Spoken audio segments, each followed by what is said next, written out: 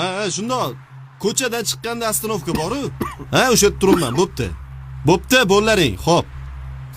Ukam yaxshimisan? Assalomu alaykum. Va alaykum assalom. Nonga yordam qilib olmaysan? Mayli, mayli.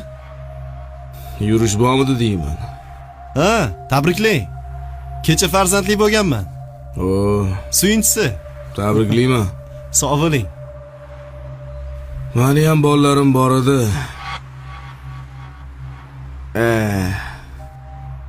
Nima ish qilasan o'zi?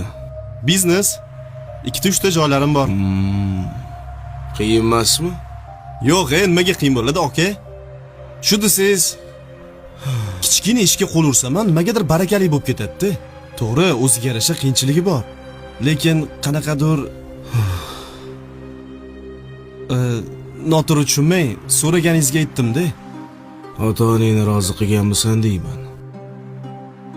Qo'ldan kelguncha harakat qilaman ularni rozi qilishga, ko'ngillarini olishga. Nimaga unaqa deyapsiz, aka?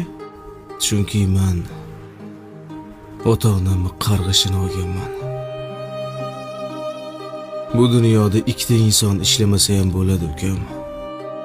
Birinchisi ota-onasini duosini olgan odam, ikkinchisi qarg'ishini olgan.